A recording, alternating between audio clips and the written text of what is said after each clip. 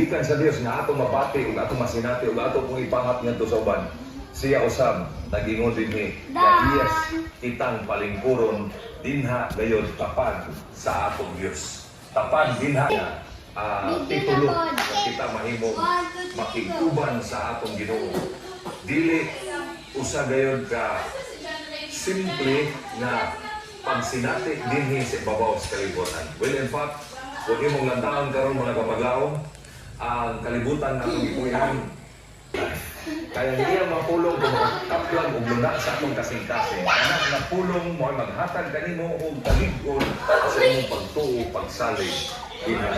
Pagtuo, maulayon ng hulugan sa mga butang nga wala na ito nakita apan ato ka ng gituan.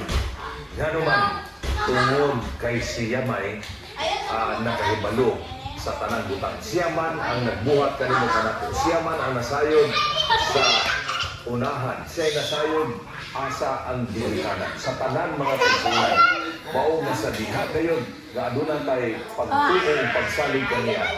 Ini mga pinanggap na pagsunan makatag kanimo pero bilipon na kinabuhi. Bisan paliwala sa mga dagkong pagsunan. Nagingon pagduga na atong mga lesson, many people in the Bible responded to God's invitation to be in a covenant relationship with Him. Mao ato nakita ang nagdaghan Dios. Gusto makabaton o kaluwasan. Nabinan Dios sa panahon dinha sa kalisdanan. Nabinan Dios mga igsoon sa panahon na kita adunay mga kapakyasan o mga problema. Kay gusto sa Dios na makiguban siya kanato sa atong mga kasulay dinhi sa kalibutan. Kay dili sayon reality check kung karong panahon na ang atong presyo sa ato ang crude kung sa ato ang gas. Daw times 3 na ang kining price mga igsoon o kilabihan na gyud kaayo ka mahal ang ato karon nga kining fuel o nagtuo ko nga kining mga report nakadungog ta sa mga news nga dili magdugay gikan karon ang ato kon nga mga palitonon kini mga igsoon mo uswag sad o wala kita kabalo kung isa kutob kining tanan. The only thing is that we knew that God's promise is very certain. Ang iyang saad ka na ito, kaysa katapusan mga adlaw, mga igsoon, ay malutan, na maubot gini ang panahon, katapusan mga adlaw sa kinabuhi. So, kini mga igsoon, nagpakita na ito na ang Biblia, ang sentro sa Biblia, mao si Jesus, mao ang Ginoo. O ang sentro niya na si Jesus, na mao ang Ginoo, ang iyang gugma, kanimo o kanako. Mao na sentro sa Biblia mga kapaglaom. Bisan sa una, magkita sila face to face karon bisan di nato makita sa naong mga kapaglaom. Atong masinati ang iyang presensya. Atong masinati ang iyang gugma sa matag usa kanato kay ang iyang pulong kasaligan. Ang iyang pulong natuman. Ang iyang pulong mga igsoon dili gayon papakyas alang kanimo. Sahay adunay mga panahon nga ang atong mga anak malayo na gikan kanato, he is always desired to be close to humanity. So bisan unsa di ay kalisod ang panahon, always remember na ang Ginoo mga kapaglaom na kanunay uban kanimo. Gusto siya nga mag-igsuon kanimo. Naa man ka sa Australia, naa man ka sa Canada, o ang uban nato karon naa gyud diha mga igsuon duol kayo sa gubat, naaman mo sa Qatar, o naaman mo mga kaisunan sa Saudi, o asa mo kang napitan, nahimutang sa Ginoo nga ang inyong panahon daw dili stable. Tungod ni ining mga gubat nga ato nakita karon. But remember this, bisan asa ka karon, God wants to be close to you. O gusto sa Dios nga makisugan diha kanimo sa imong mga tagpong hagit sa imong kinabuhi. No matter what your relationship with God is likely today, God wants to be close to you. We can read about this idea in Jeremiah 31, verse 37. Kana gaingon diri mga kaisunan nga ang Ginoo mga kapaglaom o mga kaisunan makiguban kanato. Jeremiah 31 verse 3 to 4 mga igsoon. Unsay gingon diri sa Ginoo ka nato mga kapaglaon. Again, the Lord appeared to him from far away. I have loved you with an everlasting love. Therefore, I have continued my faithfulness to you. Again, I will build you. Ang Diyos gusto gayon magpatod kayo. And you shall be built, O Virgin Israel. Again, you shall adorn yourself with tambourines and shall go forth in the dance of a merry makers. Maunay gusto sa Diyos sa imong kinabuhi. Maunay gusto sa Diyos sa akong kinabuhi. Sa diha nga mo duol kita kaniya. Hinumdumi ni Gutom ka na to? Hinumduman nato ning tanan nga ang Ginoo gusto siya magpanalangin kanato. Because when there is God, there is always a blessing. Yun, mobiya kanino kanato ang iyang gugma nga pamilya.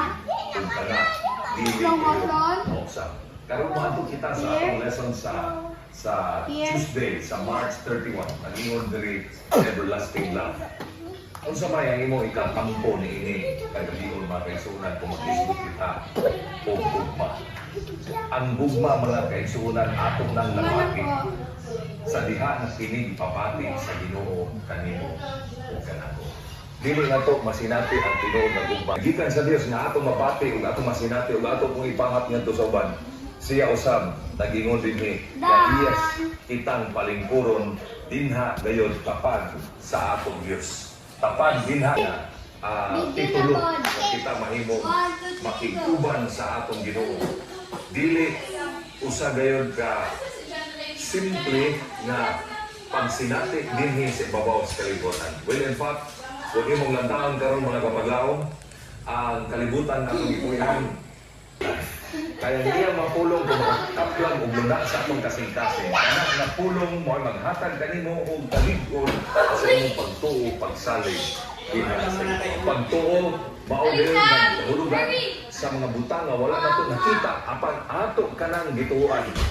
Nga naman, tungod kay siya may nakahibalo sa tanang butang. Siya man ang nagbuhat kanimo kanato. Siya man ang nasayod sa unahan. Siya nasayod asa ang dilikanan. Sa tanan mga pagsunan, mao na sa diha gayon nga aduna tay pagtuong pagsalig kaniya. Ini mga pinanggap ng pagsunan, makakatag kanimo kung kinabuhi. Bisan paniwala sa mga dagkong pagsunan. Ngayon, pagduda nga atong mga lesson, many people in the Bible responded to God's invitation to be in a covenant relationship with Him. Mao ato kita ang nagdandan Diyon. Gusto makabaton o kaluwasan. Labi na Diyon sa panahon dinha sa kalisdanan.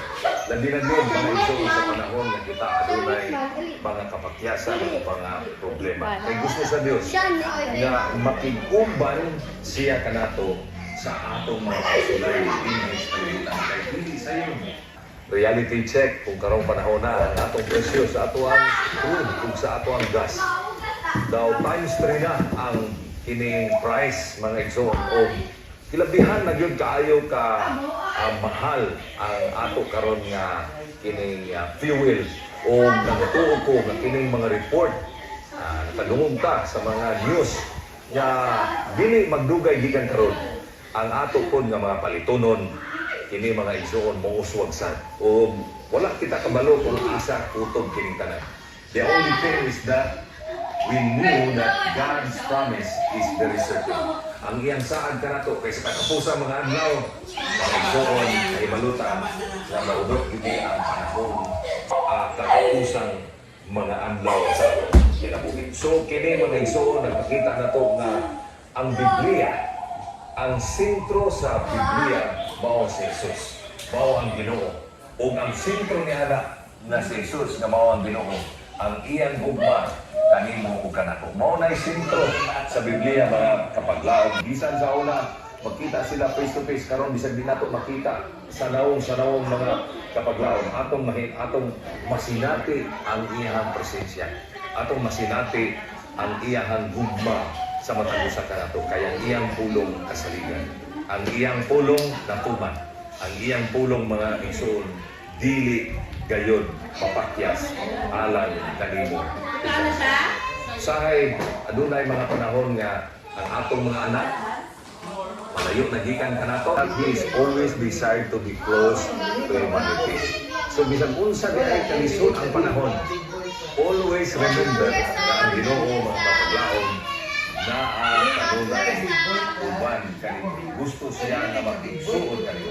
Naamang ka sa Australia, naamang ka sa Canada, o ang uban nato karon naagyon diha mga kaigsuon duol tayo sa gubat, naaman mo sa Qatar, o naaman mo mga kaigsuon sa Saudi, o asa mo kanong dapitan, nahimutang sa Ginoo nga ang inyong panahon daw dili stable. Tungod niining mga gubat nga ato nakita karon. But remember this, bisan asa ka karon, God wants to be close to you. O gusto sa Dios nga makisugan diha kanimo sa imong mga tagpong hagit sa imong kinabuhi. No matter what your relationship with God is likely today, God wants to be close to you. We can read about this idea in Jeremiah 31, verse 27. Karena gaingon dari mga kaisunan nga ang Ginoo mga kapaglaom o mga kaisunan makikuban kanato. Jeremiah 31 verse 3 to 4 mga kaisunan. Unsay gingon diri sa Ginoo kanato mga kapaglaom, gingon, the Lord appeared to him from far away. I have loved you with an everlasting love. Therefore, I have continued my faithfulness to you. Again, I will build you. Ang Diyos gusto kayo magpatol kanino. And you shall be built, O Virgin Israel. Again, you shall adorn yourself with tambourines and shall go forth in the dance of a merry makers. Maunay gusto sa Diyos sa imong kinabuhi. Maunay gusto sa Diyos sa akong kinabuhi. Sa diha nga mo duol kita kaniya. Hinumdumi ni Gutom ka na to? Hinumduman na to ng tanan. Nga ang Ginoo gusto siya magpanalangin ka na to. Because when there is God, there is always a blessing. Na sa dihang ato silang inulso, ipakita nato nila kung saan mas labaw nga maayo nga buhaton, I believe mga igsoon, it will go through mga igsoon sila. You will be my disciples. And verse 10, as the Father has loved me, so I have loved you. Abide in me. Mga igsoon, no? Abide in me. And in verse 10, if you keep my commandments, you will abide in my love, just as I have kept my Father's commands and abide in His love. Grabe ka nindot mga igsoon kini mga bersikulo. Hindi ka nga isbot na magpabilin kita dinha sa atong Ginoo. Ang silang na atong nabatulan gikan sa niya, mga igsoon kana reflect pod ngadto sa uban. Kana usab atong ipaabot ngadto sa uban. Nga kana nagugma kung atong ipaabot sa uban mga kaigsuonan, gitawag na nato nga mga kaigsuonan magagakadina mga gugma mga igsoon. Mao na magdala kayo mo sa langit.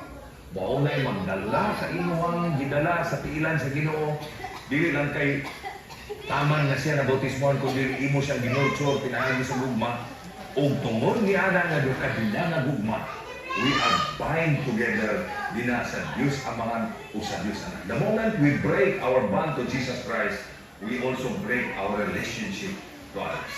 But when we connect our relationship to God, mga kaigsuonan, we can also connect to others because God's everlasting life, mga kaigsuonan, is also, mga kaigsuonan, contagious. Kini magapadayon, manakod mga igsoon. Kaya nagingon diha mo sa sikat na quotation, love begets or begets love. Wala ka paglahong, wala na kaigon panahon. Inaabos ng gawan ka nato, magadugot sa mga ulo, makaamputa, ang mahal na balaan. Salamat tayo sa imong pag-uban ka namo sa among pagtuon. Ginaot, ikaw Ginoo, mag-bisbis sa mga pulong na among kutlok gikan karon sa among lesson na kini maghatag ka namo kadasig sa pag-alaga diha kanimo hangtod ni pambabalik na nini kalibutan. Kini tanan akong giampo Ginoo pasaylo ako sa mga sala sa ngalan ni Jesus. Amen.